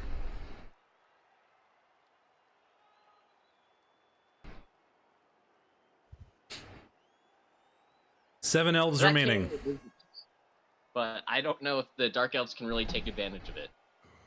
Yeah, I mean they're not fast enough to get that movement 8 piece into scoring range, and every turn he finishes without scoring range is a turn where a random noob can not panic and just calmly base everything and believe. Yeah, I think base all of the mans is a pretty reasonable play at this point when you're up by a decent number of players. Yeah. Eventually, someone will snake a dodge, or at least eat a reroll. You just have to That's be good careful enough. that we don't allow Lord Voldemort, that movement blitzer, to get a bunch of forward progress, because at movement 8, all he really needs to do is move forward 3 or 4 squares, and then he's a credible scoring threat. So you've got to really watch out for him. He has been doing a really good job stopping a realistic advancement from anyone, really. Like, the elves are not over the midline. Speaking of eventually rolling a 1 when having to dodge away from being based up, So I might have rerolled that. It was a 50-50 in my opinion on willing to reroll. Like, the thing is, you need players free, and that's not a free player anymore. There was an argument to maybe use the wizard here as well, because you could have definitely opened up a path. yeah, if to the ball. we can. If we knock down Hannibal Lecter, we can blitz the Witch Elf, Yeah, and if you and that's a bolted, path to the ball. like if you bolted, the bull center could have theoretically picked up the ball, and if it did, this would be amazing. I think you still blitz the Witch Elf. Make sure to mark up that movement blitzer with like the safety chorf, and then I think you still probably blitz the Witch Elf. And you can, if you get the knockdown, you can mark up the ball with the Bull Centaur. So now either the Dark Elves have to dodge away and you're hoping they roll a 1, or they dedicate their blitz turns to punching the Bull Centaur.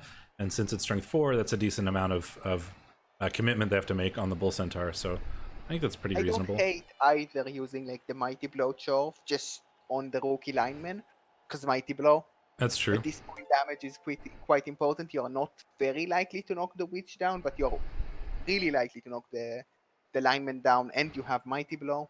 Red Spartacus, thanks for the follow.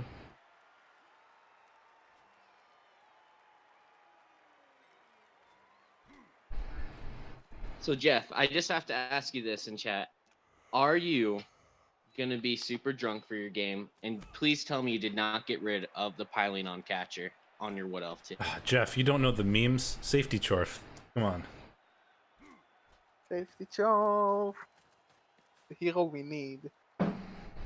Oh, somebody link the safety chorf picture. I don't think I have it on hand. Oh. So good Jeff though. was a loser and didn't play with us last season, so he doesn't know the meme. I mean, I feel bad for him, not knowing the memes. How sad a life.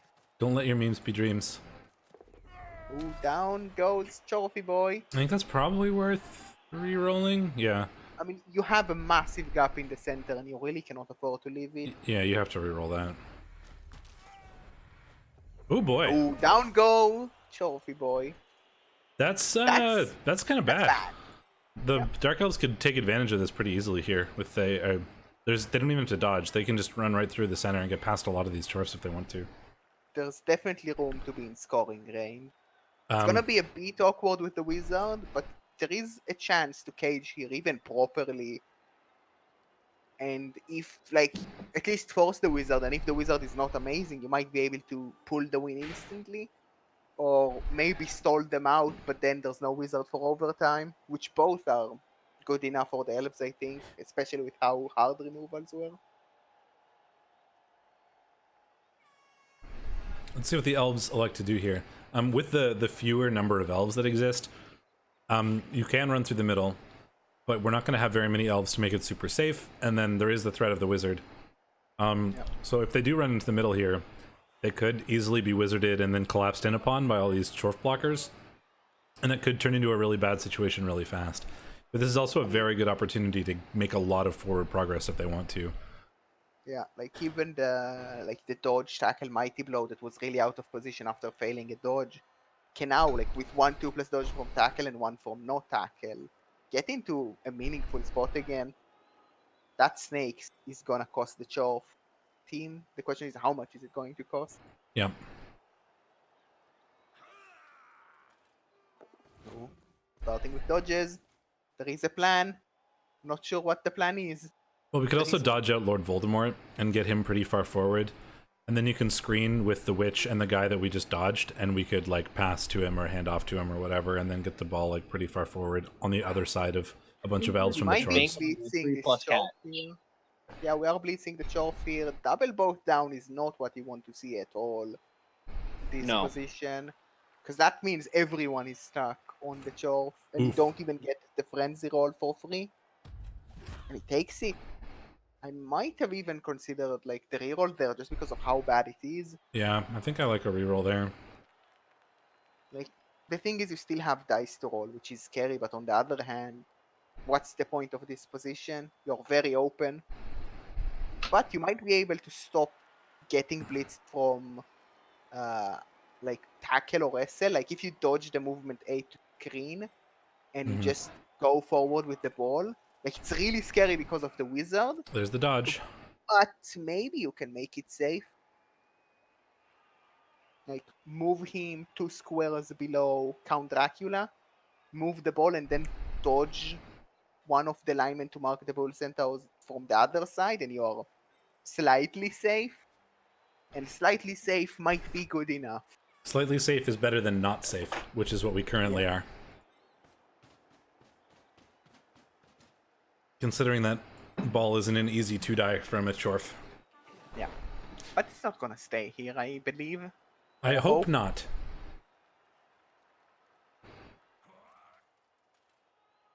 I think that guy Oh, went one please. square too deep.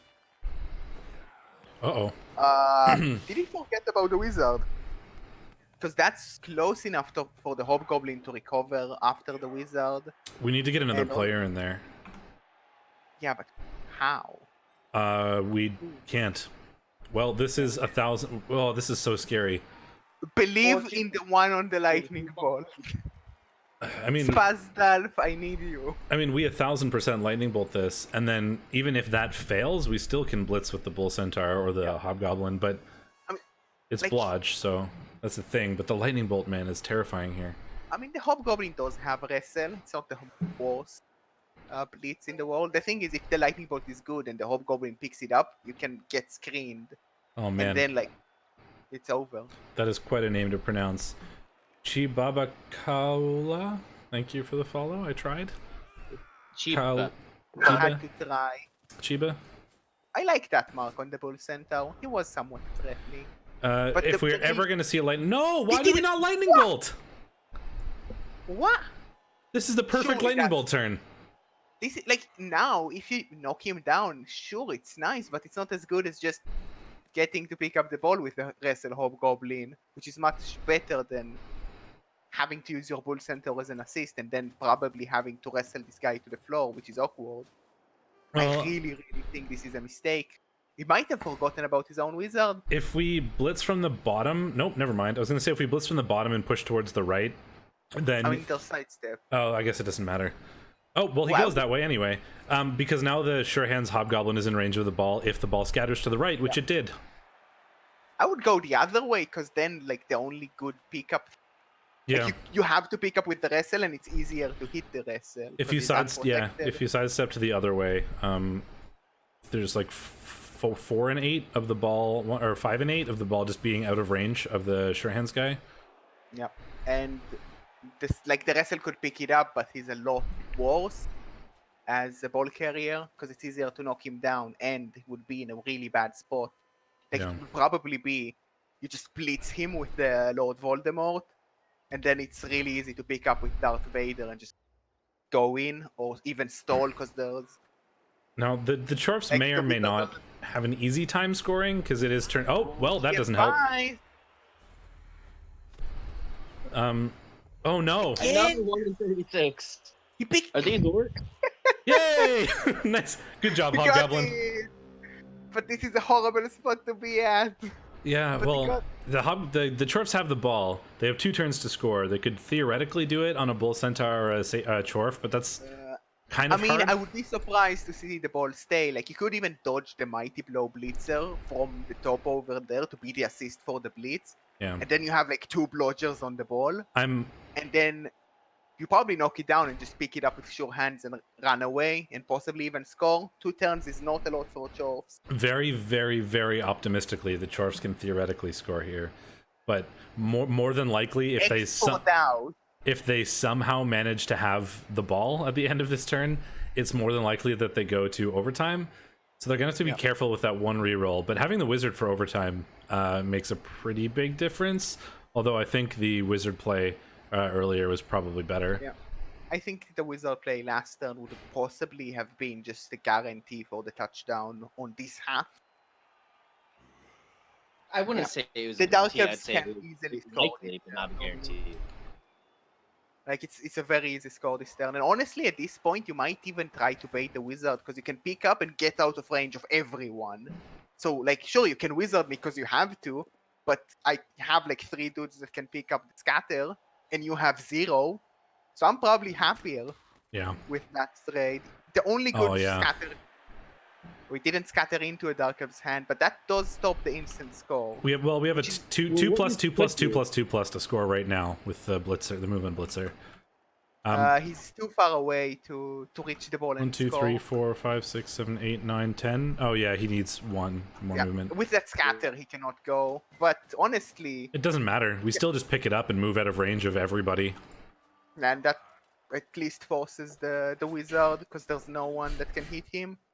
And there's no recovery even, so you just dodge as many players to be recovery threats. Because the wizard has to go now. There's no one-third threat from the Chorfs. No. Yeah, and with dodging as many players to be recovery threats, I think you do invest a reroll for some of these dodges. Just so that way, if the wizard does break armor, you still have a scoring threat on turn 16 to win this game. Yeah, I mean, the witch, I would dodge the witch first probably, because she's a good one, and then like the rookie lineman can also be a very nice threat, and you have like 4 dudes that he has to completely nullify to actually have a chance, and of course get the armor break. That's like, it's no easy feat. Yeah, the Dark Elves in a good position to win this here. No lightning bolt there was such a big mistake. Like, sure, that second snake was incredibly terrifying, but honestly, it would have been the same if we just saw like push, or push skull on the blitz, or push pow. Yeah, I really think the lightning bolt was the play that other turn. Yeah, I don't know. It was so risky to take that blitz. Like, he got the knockdown, he got a nice scatter, but he got punished by something else. And this is, honestly, pretty much can Gandalf carry the game? Here we go. We'll find out.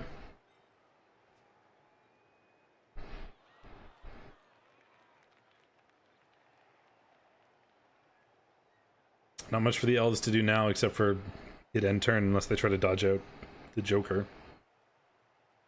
Which they're not going to. Well, there's the lightning bolt.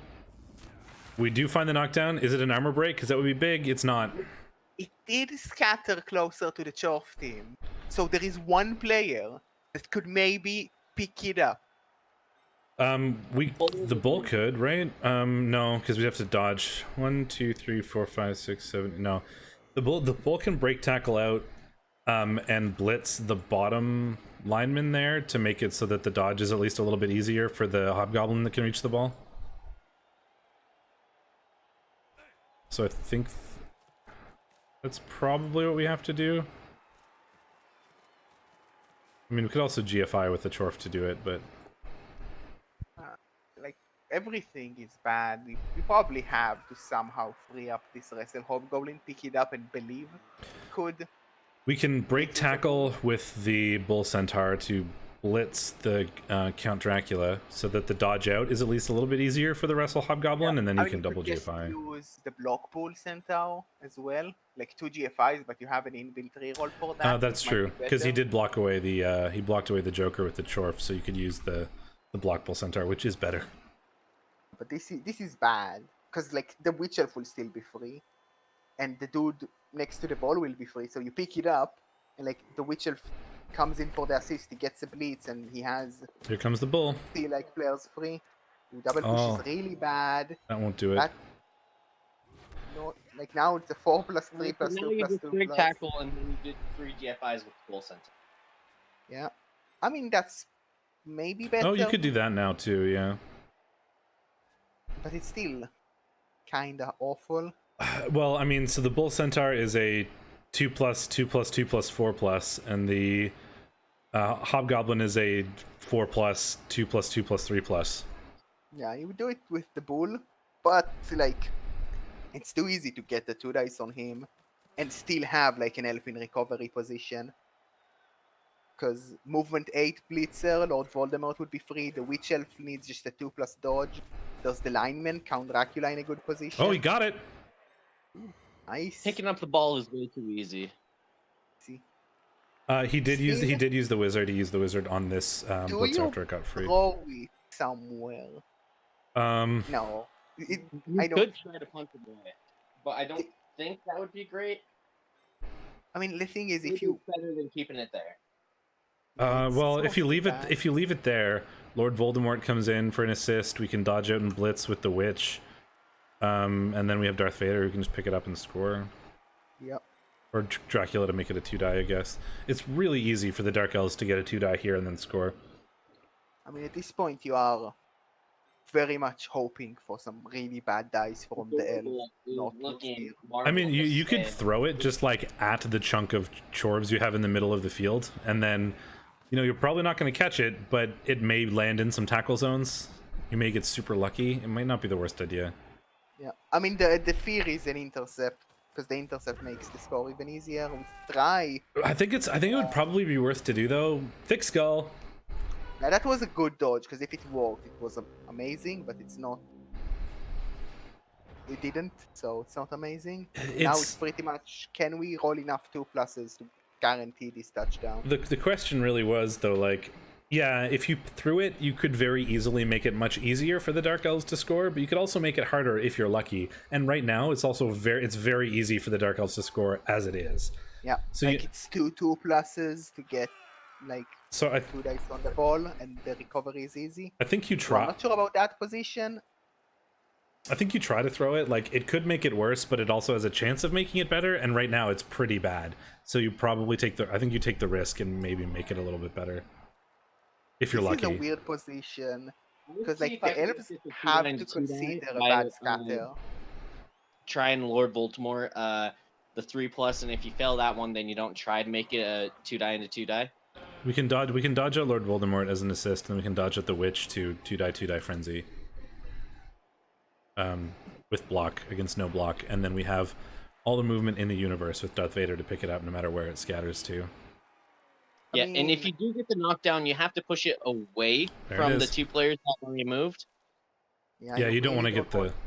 Ooh, there are Oh, that 3 would bad be- scatters. Yeah. Possibly this could be over. Don't catch it. because Don't catch. Oh, don't. Do not reroll do that. it. Don't reroll it. Oh dear lord. All right. I've lost games on that exact thing. Like the person who's already moved catching the ball. That's so scary to me to see that happen. But the scatter is good in the end. Yep. So now we 2+ to victory. Don't 1 in 36. Sure hands. Don't fail us now.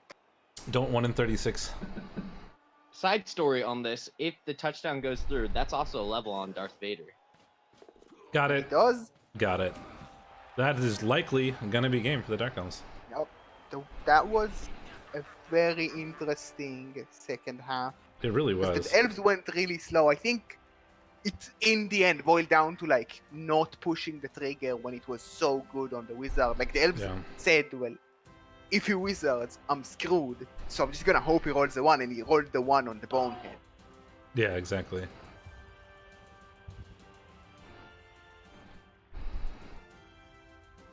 I mean, you always want to roll a 1 on your own armor or on your own injury dice. So Nope. And unfortunately, the catch skill isn't a choice either. So if that Dark Elf had the catch skill, for example, you're forced to reroll it. You don't get to choose.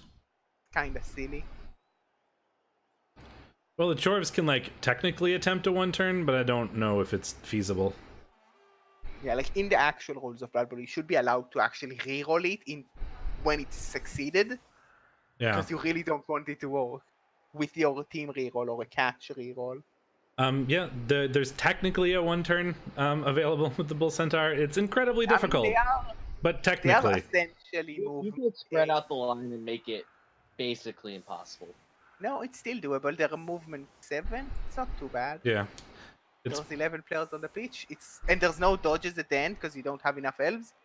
Honestly, I might be considering putting sidesteppers on the LOS just because you really don't want to lose this to a very well played one turner on the Bull Centaur. But also, it's silly because you don't have an apple. no, and there's such a low chance of it working. It's incredibly mean- unlikely. But would guarantee you the win to put 2 sidesteppers on the line and then protect the third lineman well. That's Have true. enough It players would to do just that, but then you have potential of losing players before the next round. Oh, I would definitely not stack my players up. That helps. No, that helps. So, I was gonna say, if the 3 linemen are just spread out, it's really, really hard. If not, it's if not impossible. it for is movement doable, 7. but it's a matter of experience. The thing is, most people are practicing against this setup when they do one turners. So you let him like quickly open fumble and check movement 7 one turn, and he would find something. If you stack it up, it's a bit harder to find an actual guy to do it because it is harder to do and it's really messy. But this one is like paper book one turn. Yeah. So definitely a mistake, especially if the opponent doesn't know about one turning. And it's right now googling how to one turn with movement 7 Blood Bowl. Blood Bowl 2, movement 7, 1 turn. Fumble, MA7, OTTD. Hey, I found a guide that shows how to do this exact one turn. Who'da thunk it?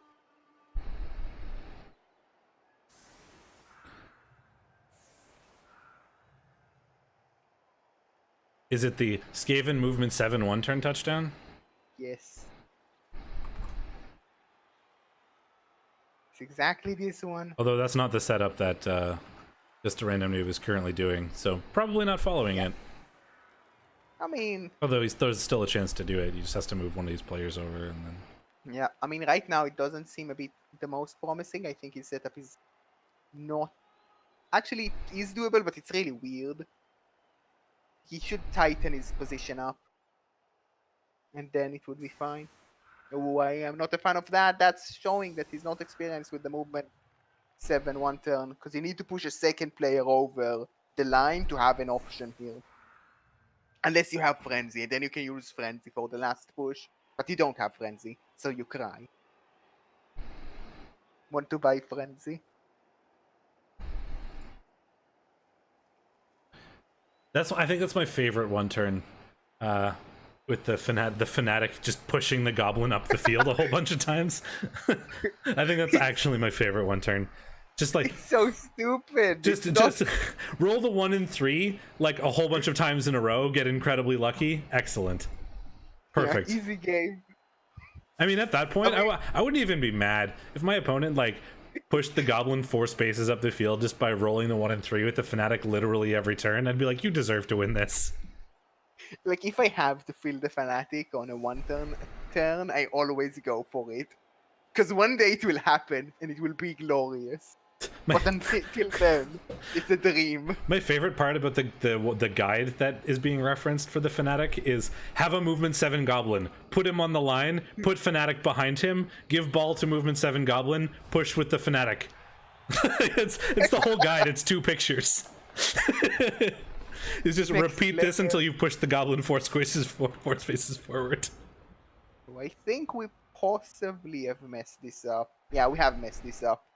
A shame, but this is not gonna work with this setup, no matter how perfectly he plays this. Because he's just not in a position to chain push a dude forward without ruining his own setup.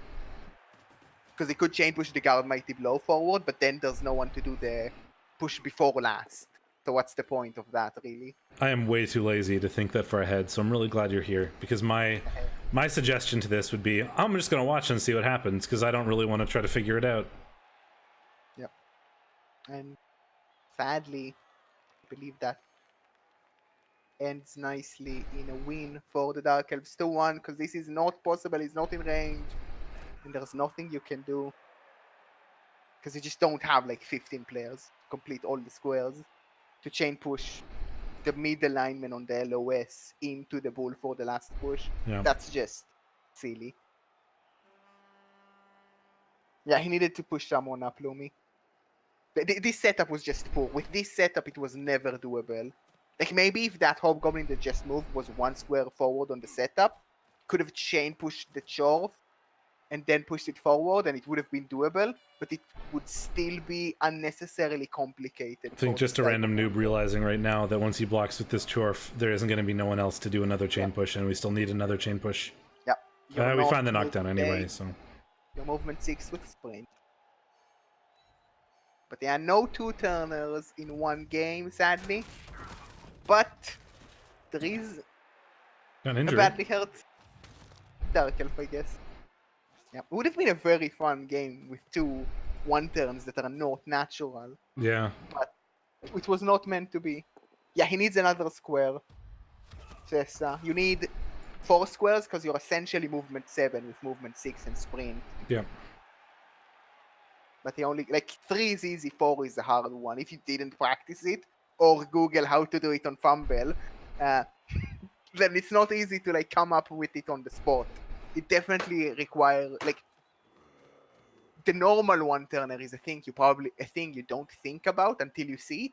And Yeah. the movement 7 one is even more a thing you wouldn't even expect to exist until you see someone do it or read on it on your favorite Java-based Blood Bowl site.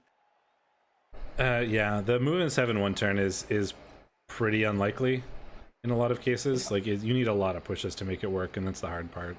I mean, As we getting see, this it's set up. If you have that on your bingo cards, Respect foul. Found. Yep. Like, even when you get, like, no dodges at the end and the perfect setup, it's still hard to do. Especially if you don't know it. And that will And that's be that. welcome to the dark side going forward to the round of 32 over ruining everyone's fun. Yeah, superior knowledge of 1-turns won this one, I think. And also making the wizard not exist for a turn. That's true. I think that wizard was probably